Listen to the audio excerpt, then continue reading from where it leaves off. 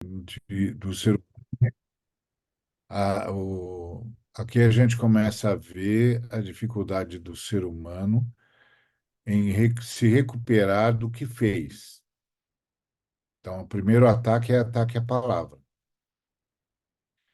E depois desse ataque à palavra, você tem a desobediência em si, né? A desobediência em si, comer do fruto.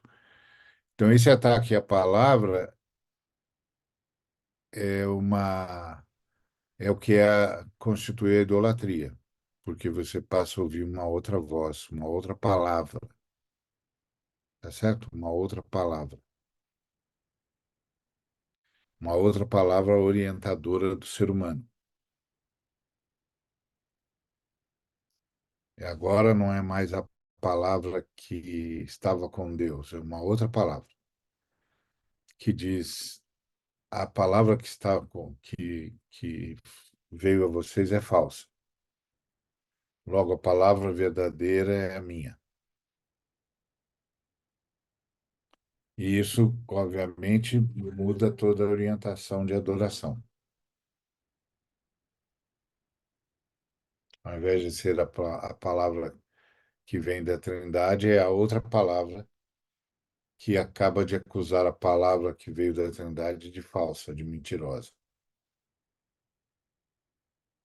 Quando a humanidade come do fruto, ela admite isso. Ela admite que a palavra é falsa.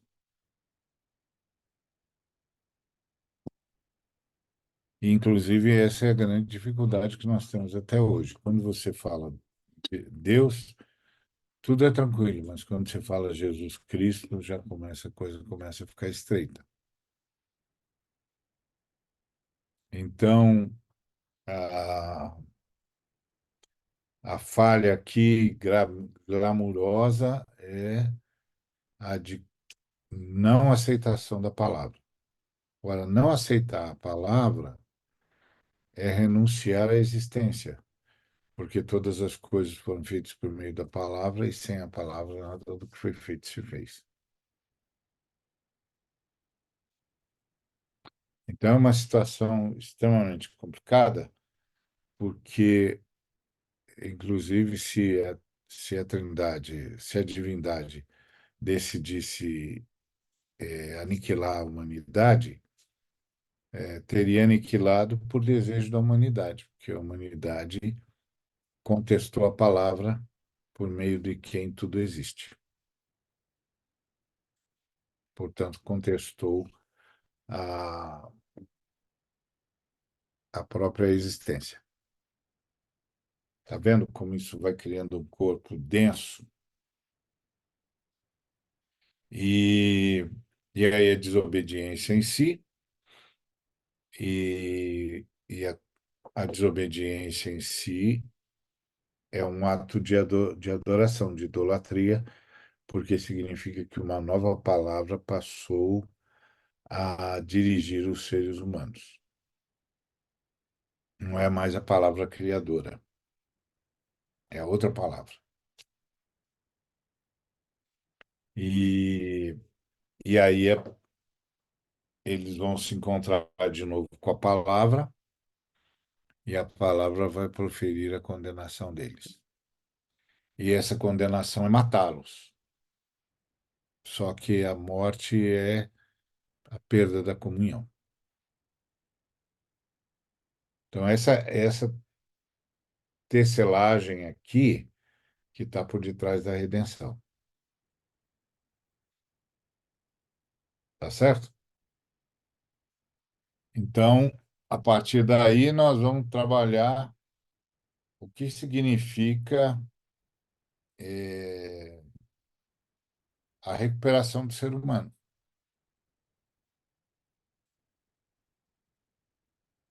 E é muito curioso, porque a recuperação do ser humano é, é voltar a, a ser dirigido pela palavra.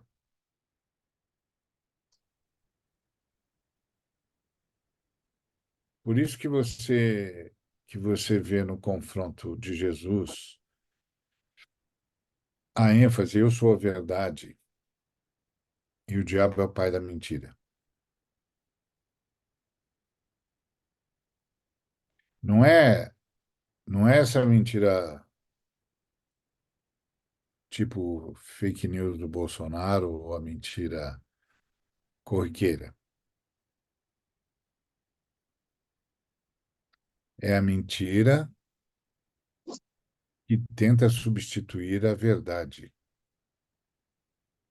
É a palavra falsa que tenta derrubar a palavra verdadeira,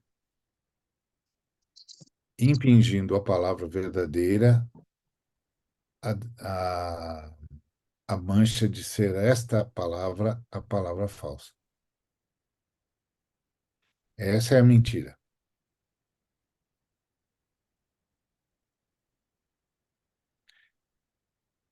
Esta é a grande filha do diabo, a negação da palavra criadora, a dizer que a palavra é falsa. É dessa mentira que Jesus está dizendo. O diabo é o pai da mentira. Que mentira? A mentira que desqualifica, que tenta desqualificar a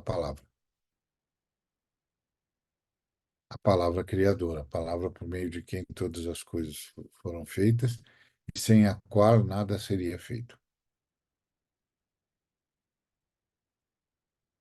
Então, isso é um quadro muito denso.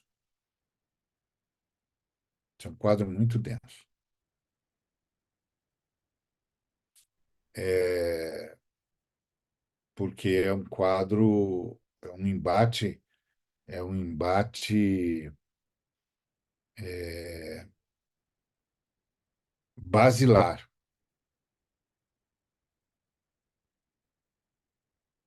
Qual é a base de toda a existência? E a palavra criadora disse: não faça isso, porque no dia que vocês fizerem isso, vocês morrerão. Ou seja, nós vamos matar vocês,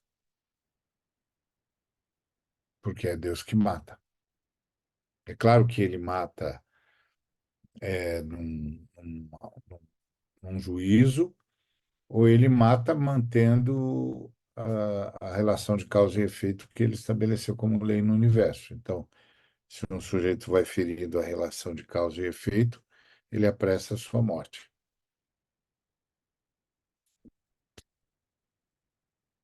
E essa relação de causa e efeito é tanto nas questões que nós chamamos de físicas, como nas questões que nós chamamos de espirituais. Tem uma relação de causa e efeito em ambos os níveis. E essa relação de causa e efeito é sustentada por Deus. Então, se eu vou alterando a relação de causa e efeito, isso vai mexendo com a durabilidade da minha vida. Então, Deus mata, mas ele mata porque assim, é como se alguém que desrespeitou as relações de causa e efeito espirituais e físicas chegasse para Deus e dissesse: eu não quero morrer. Aí Deus disse: bom, se você não quisesse morrer, você não estava fazendo o que está fazendo, porque está produzindo, você está produzindo a diminuição da sua vida, pela forma como você se porta espiritualmente, pelas coisas que você come, pelos vícios que você nutre, etc, etc. Você está apressando a sua morte. Não, mas aí a pessoa diz: mas o senhor pode desconsiderar isso. E o senhor diz: não, eu me comprometi a bancar as leis de causa e efeito. Então, você está apressando a sua morte mesmo. Quando você exaurir isso, as leis de causa e efeito levaram você a óbito e eu não vou interferir. E há os outros casos que são juízos, e há os outros casos que são os aparentes acidentes, mas que de acidentes tem muito pouco, porque se eu decido que vou correr acima da velocidade, eu decido que vou arriscar minha vida, por exemplo. E aí Deus vai cumprir a relação de causa e efeito. E isso acontece no nível físico. Mas a primeira reação de Deus foi no nível espiritual. Ele matou a gente. Como ele matou a gente? Ele impediu a comunhão da gente com ele. Ele podia ter trazido de volta para si o nosso fôlego de vida, porque o nosso fôlego de vida pertence a ele. Mas ele não fez isso. Ele decidiu, vir buscar a gente, então manteve a gente vivo. Então, essa manteve a gente vivo do ponto de vista fisiológico, mas não do ponto de vista espiritual. Então, do ponto de vista espiritual, todo um processo teria de ser desencadeado e fora antes da fundação do mundo para resgatar os rebeldes, os rebelados. Então, essa tudo isso porque a gente aceitou o ataque à palavra. Por isso que o diabo é o anticristo. É aquele que ataca a palavra. É por isso ele é o pai da mentira, porque ele é aquele que tenta dissuadir-nos de ouvir a palavra, dizendo que a palavra é falsa, que a palavra é mentirosa. Ou seja, atribuindo à palavra as suas próprias seus próprios desvios. E a gente aceita isso. Quando a gente aceita isso, a gente muda de adoração, porque tudo que nós sabemos de Deus veio por meio da palavra. É a palavra que revelou. Ninguém viu a Deus. O Deus unigênito que está no seio do Pai é quem o revelou. A palavra que revelou Deus. Quando nós rompemos com a palavra, nós rompemos com qualquer possibilidade de comunhão com a Trindade. Então, o quadro é muito denso. O quadro é muito denso. E aí o ato seguinte é que a própria Terra é alcançada por isso, porque a ação humana, amaldiçoa a Terra e a Terra se rebela contra o ser humano e, passa de Éden a Gaia,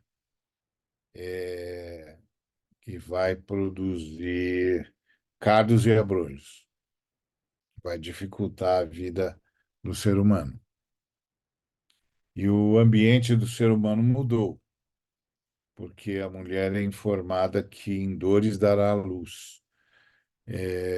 O que quer dizer que mudou a ambiência.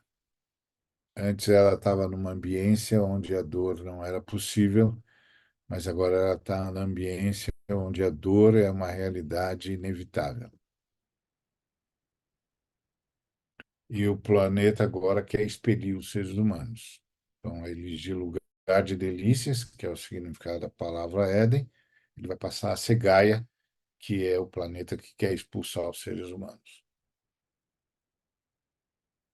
Então, a redenção, o movimento de redenção, vai ter de contemplar tudo isso. A o confronto à palavra, o desprezo à palavra, a desobediência decorrente de não mais atender a palavra, a escolha de uma outra palavra como norteadora, inclusive atribuindo a outra palavra a função de mantenedora do universo, há, há portanto, um ato idolátrico e toda a consequência na criação. Então, a redenção precisa dar conta de tudo isso.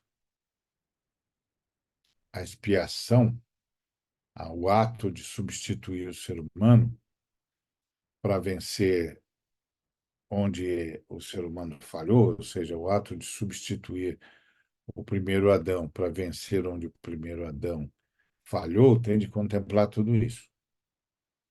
Tem de contemplar a palavra, a questão da palavra. Por isso é tão importante quando Jesus disse: o diabo é o pai da mentira. Eu sou a verdade. A quem ele está respondendo? Ele está respondendo ao jardim.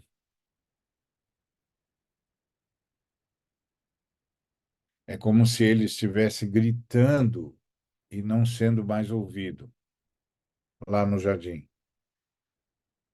O diabo é o pai da mentira. Eu sou a verdade. Vocês precisam da verdade. Vocês têm de conhecer a verdade, porque só na verdade há libertação e há liberdade. Então, o quadro é muito denso, muito denso.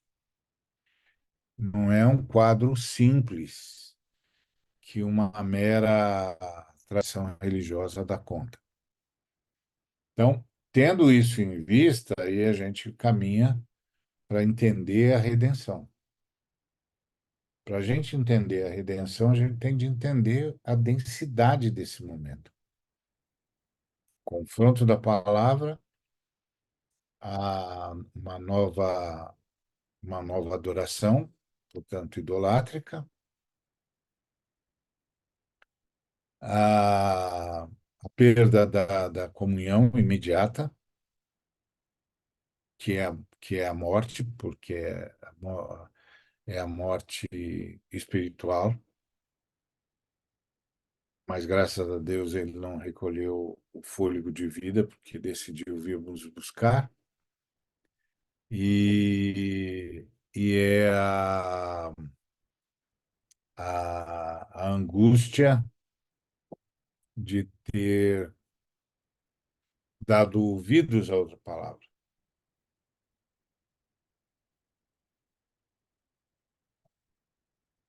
é o de exaltar a mentira como verdade. Por isso que quando a gente ouve alguém falando que apoia algo que nós temos absoluta consciência de que é mentira, a gente está vendo a,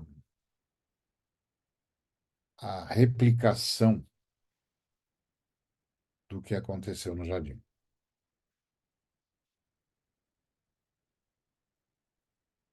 A palavra está sendo desprezada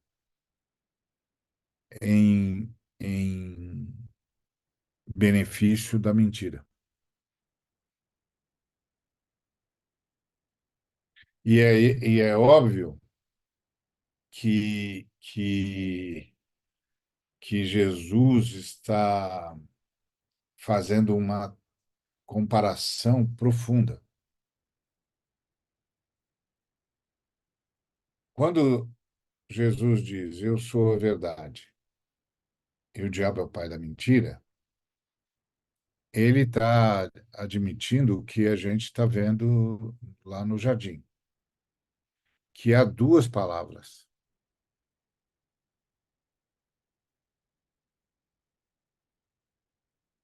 Duas palavras. Uma palavra que gera vida, que gera vida e vida abundantemente. E outra palavra que rouba, mata e destrói.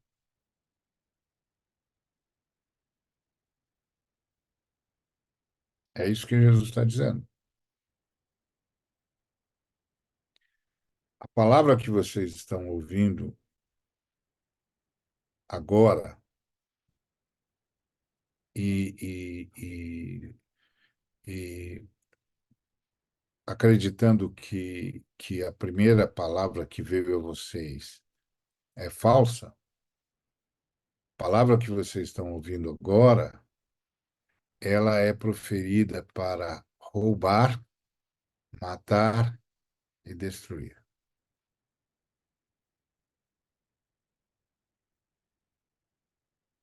Essa é a ideia que está lá.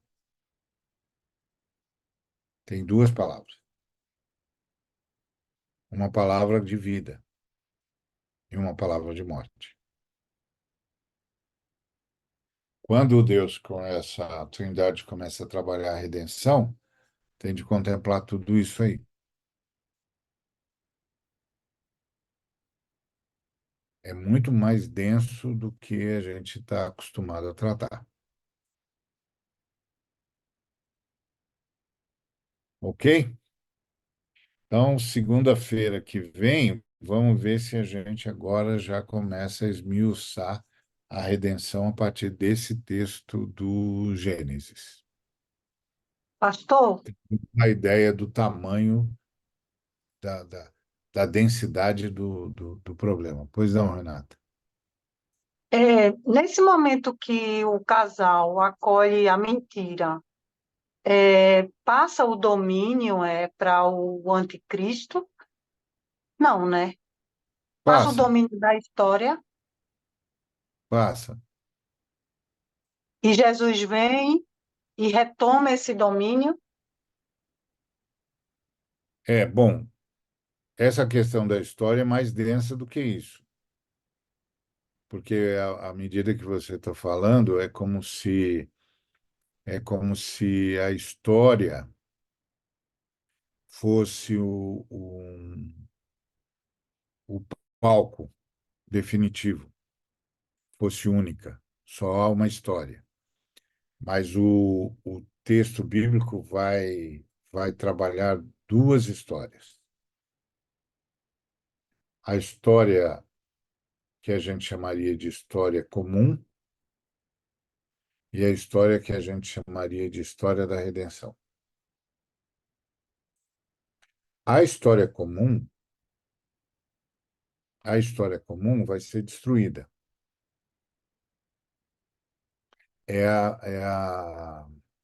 O sonho de Nabucodonosor. A história comum tá representada pela estátua que ele vê no sonho dele. E essa história comum que ele vê no sonho dele é interrompida pela história da salvação, que é a pedra solta por mãos não humanas que esmaga a estátua.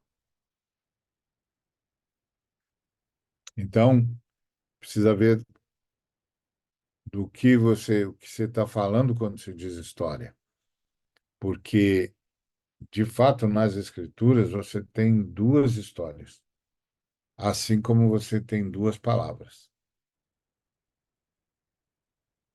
Então, uma história é a história da redenção, e a outra é a história comum, a história da rebelião.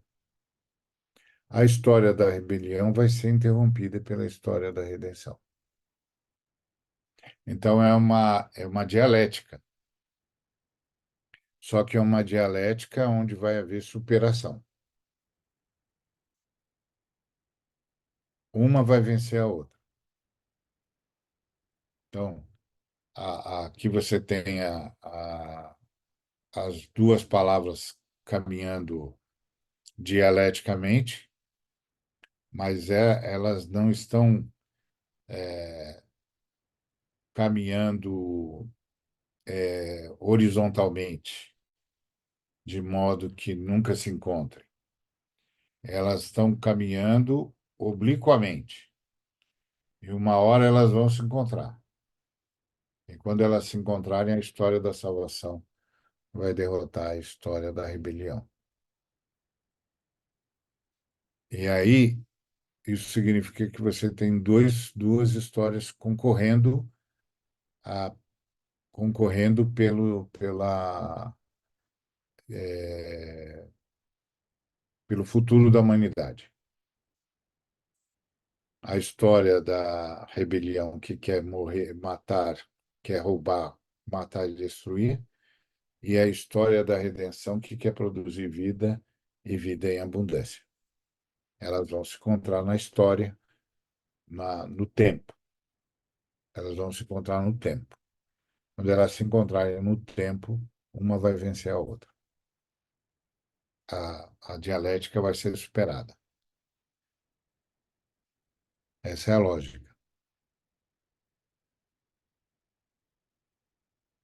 Porque se a gente pensasse em domínio da história, teria de dizer, bom, então agora, então está tudo resolvido, agora a história é do nosso Senhor. Isso só é possível pensar se você pensa em Deus com categorias deterministas. Tudo que acontece na história é vontade de Deus. Não, mas tem duas histórias. Tem a história da redenção e a história da rebelião. Elas estão caminhando obliquamente. E elas vão se encontrar no tempo,